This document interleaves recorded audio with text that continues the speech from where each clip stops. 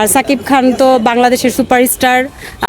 তুমি ছাড়া কে আছে আমার, সবই যে অপূর্ণতা।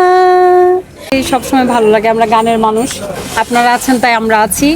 আর হচ্ছে গান নিয়ে কাজ করতে ভালো লাগে, নতুনভাবে গান নিয়ে আগানোর চেষ্টা করছি। বাংলা গানের প্রতি সবার প্রতি মানে কি শ্রদ্ধা, সবাই বাংলা গানের পাশে থাকবেন, আমাদেরকে সাপোর্ট করবেন, এইটুকুই আর কি। আর কি কিছু করা হচ্ছে এখন?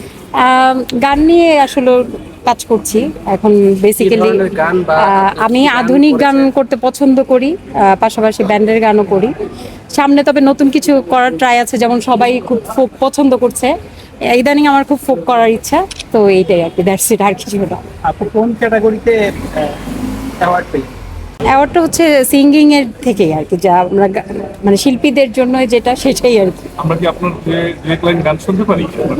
এটাই হচ্ছে। গানের পাশাপাশি মডেলিং বা অন্য কিছু করা হয় কি? আমি আগে র্যাম্পে ছিলাম, র্যাম্প করতাম, এখন বেসিক্যালি র্যাম্পে তো একটা ওয়েট মেনটেন করতে হয়, দ্যাটস ইট, এর জন্য করা হচ্ছে না। তো সামনে কিছু ভালো কাজ যদি নিজেকে ওইভাবে মেনটেন করতে পারি, করবো ইনশাআল্লাহ। নাটক বা কোনো সিনেমা করার ইচ্ছা আছে? না, সেটা করার ইচ্ছা নাই আসলে। গানটার প্রতি ফোকাস বেশি। দোয়া করবেন আমার জন্য। আমার কিছু পুরোনো গান নিজের লিরিক টিউন করা আছে, আমি সেটাই করছি, যেটা ইউটিউবে আর কি সার্চ করলে পেয়ে যাবেন। সেটা হচ্ছে আমার লিরিক টিউন করা।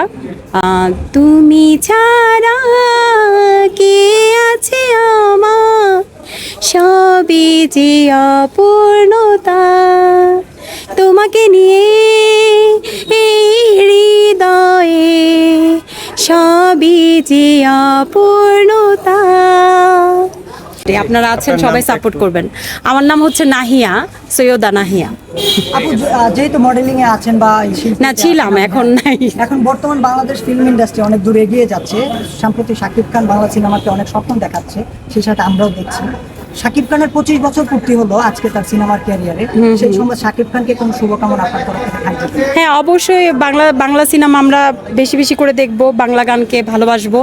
আর সাকিব খান তো বাংলাদেশের সুপারস্টার, অনেক ভালো কাজ করছে, তার জন্য সবসময় অলওয়েজ মানে শুভকামনা রইল, সে আগিয়ে যাক। আর পাশাপাশি আমরাও যেন ভালো কিছু কাজ করতে পারি, এটাই ঠিক আছে। সবার জন্য শুভকামনা রইল, সবার জন্য দোয়া।